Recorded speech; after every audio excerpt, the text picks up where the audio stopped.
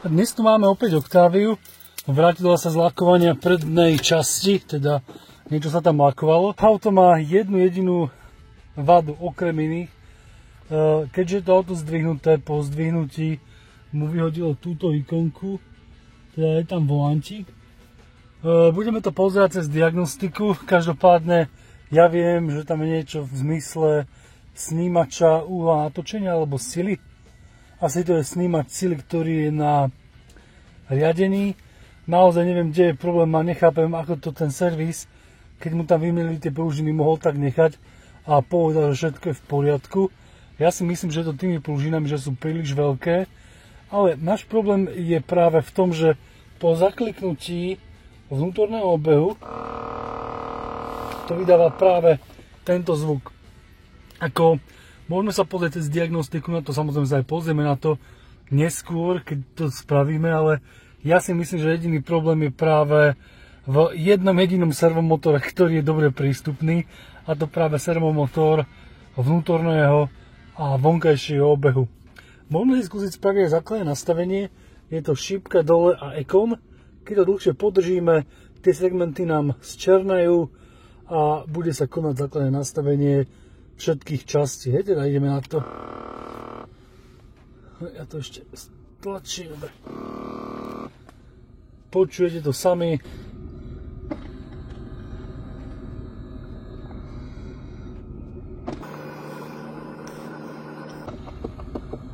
Teda to kliká a bzučí, teda je tam nejaký problém. Budeme si to ukazovať, keď bude všetko dole, pretože my musíme dať dole práve tento pičus, tento odkladací priestor a trošku sa s tým viacej povedať. Akože je to pár skrúpčiek nenáročných a pozrieme sa, čo vydáva zvuk vo vnútri.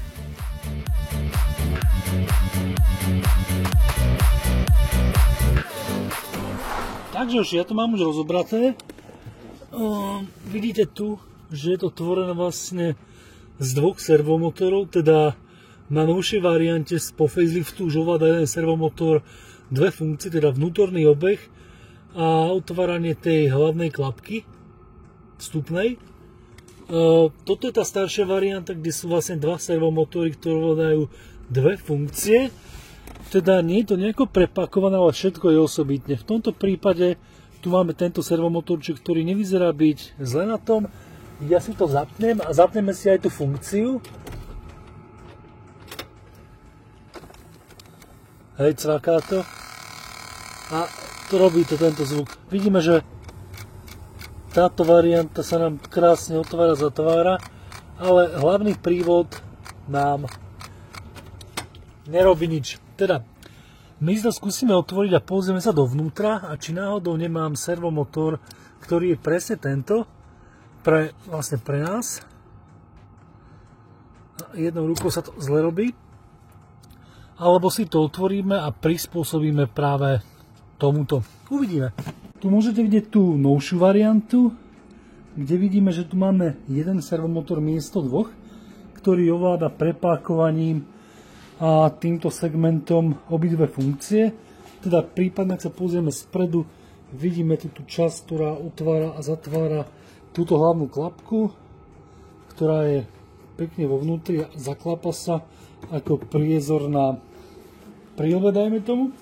No a tu je tá zadná strana a tu vidíme to prepákovanie cez strašne veľa vecí. Čo je ešte horšie, tak sú tu koľko? Dve skrutky, no akože ani to nie je veľmi zložito spravené, ale vidíme tu dve a vzadu ten upevňovací člen je len asi voľne položený vo vnútri. No tak dajme tomu, že sa to dá. Ja toto idem roztvoriť, tu už vidíme v podstate, čo budeme musieť vymeniť, a to je práve tento servomotorček, pretože vidíme, že je tam vyhryznutý v tejto polohe. Teda myslím, že asi bude problém tam, ideme nájsť nejaký servomotor, myslím, že to dalo aj vytiahnuť, keď sa pozrieme na tie nožičky, sú tam len nasnuté. Tu vidíte, že je to tam pekne nacvaknuté, teda nie je to tam napajkované, len tvárovo nasnuté. No a už mám otvorený aj druhý servomotorček, ktorý má rovnako tak úplne iné označenie, vlastne inú farbu týchto vnútorností, ale Dôležitá je práve táto časť, pretože tam je úplne odlišný odpor, aby vedel, v akej polohe sú jednotlivé vlastne časti, jednotlivé servomotorčeky.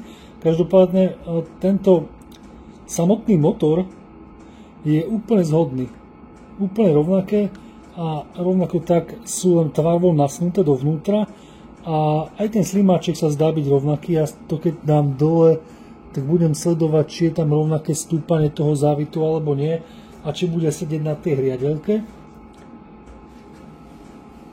čo by asi aj mohlo byť, ale keď tak pozerám, tak ja to skúsim len prehodiť a uvidíme, či tam budú nejaké rozdiely a pozrieme sa, či sú rovnaké. Áno, stúpanie závitu je úplne rovnaké, alebo skrutkovice.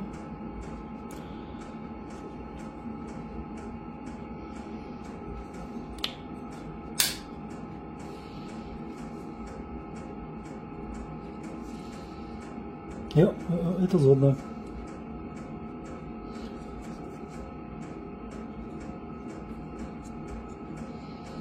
Aj sa to voľne už otáča. Dobre, ja to nacvaknem naspäť. Takže keď sa na to pozrieme, tak sa to celkom voľne otáča.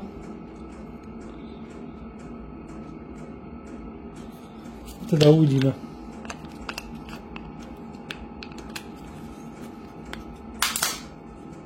Minimálne jedno pozitívum to má, že to po zapnutí nič nerobí, teda zapneme tú funkciu.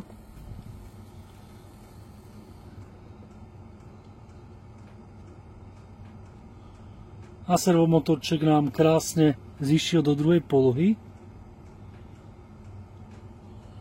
Vypneme. A krásne nám to zišlo sem. Teda funguje to. A ja to opäť idem všetko zmontovať.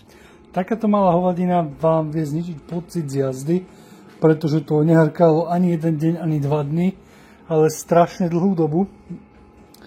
A neviem si to predstaviť, no, že by som to mal zvládať. Dobre, ja to celé dám dokopy a ideme sa pozrieť na to, aké sú tam chyby. Takže už to máme zacvaknuté a môžeme si dať ten opäť test.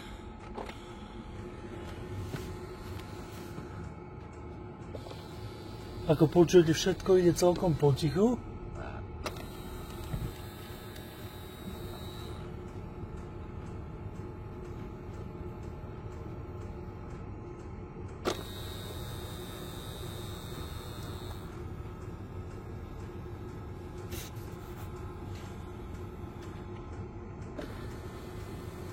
Jo.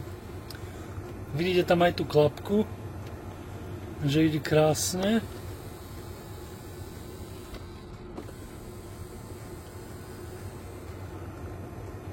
Dobre, funguje to. Paráda, som spokojný a je to v podstate oprava za pár eur.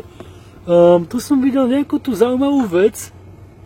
Neviem, či to je pôvodný alarm, ale vidím tu práve toto a ja si myslím, že to je na anténu. Veľmi zaujímavé. Toto auto je asi celkom zaujímavých viacej vecí, pretože, neviem, zdá sa mi, že je tu toho celkom dosť, čo by sme mohli objavovať.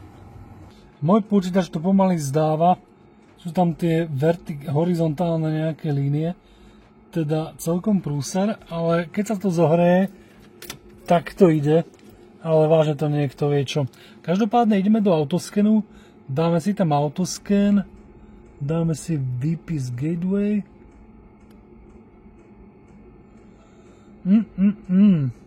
Pár problémov tu je. Ja začnem tým motorom. No, žhaviče.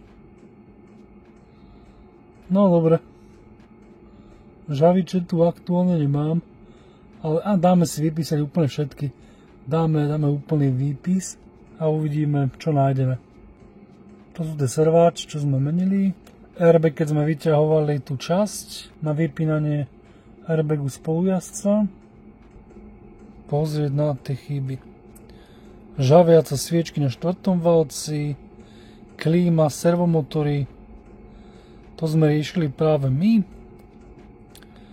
osvetlenie poznávacej značky, chyba v elektrickom obvode, no to není bohuje čo, airbag je ten vypínač, čo sme vyťahovali, aby sme dali dole tú dosku, imobilizér, to naozaj neviem čo môže byť, pretože tam je iba že defekt. Teda nie je to kto vie čo, posilňovač riadenia, toto je veľmi nepríjemné, pretože je tam nevierhodný signál. Teda neviem, či to nebude spôsobené tou zmenou výšky prúžiny na takú mimo horného rozsahu a asi má problém práve s tým, alebo neviem, pretože sa to vynorilo presne po výmene. Neviem, čo s tým robil servis a veľmi ma to ani nezaujíma, ale je to prúser. Parkovací pomocník. No, parkovací pomocník tu nejde, ako vidíme, snímač pomoci pri zaparkovaní vzadu vpravo, vpredu vľavo, v strede. No, 4 snímače sú v prdeli. Teda 4 snímače, jeden stojí koľko? 60 € originál. Ale ten asi tam nebudeme dávať, ale videl som nejaké, že sú na líčku. Teda, alebo ešte lepšie na Allegre, pretože to príde rýchlejšie. Teda tie by sme mu tam mohli vyriešiť, keďže máme aj presne, ktoré sú to objednávacie kódy podľa G04, G254 a podobne vieme krásne vyčítať, teda vidím to na ďalšie zaujímavé video. No a ja to vymažem. Dobre, chyby máme zmazané a skúsime teraz, čo bude, ale tie žhaviace sviečky by tam mali asi vyskočiť. Hej, vyskočili tam. OK, teda, ak sa vám toto video páčilo, nejak vám pomohlo, pokojne ho zdieľajte na Facebooku a v sociálnych sieťach. Samozrejme, like, komentár. No ak nemáte odber, zvážte ho, nezabudnite dať aj zvonček, aby vám neušli nasledujúce videá. No a samozrejme sú tu aj ľudia, ktorí ma podporujú trocha viacej na mesačnej báze. Ja vám veľmi pekne ďakujem a bez vás by tieto videá vznikať nemohli. Teda ďakujem, medzi nich samozrejme viete dosť aj vy. Snažite sa stať členom kanála a čerpať výhody, ktoré plynú z danej úrovne. No a tu máte aj videá, na ktoré môžete klikať. Klikajte na ne a my sa pri podobných videách určite uvidíme aj na budúce. Zatiaľ sa majte.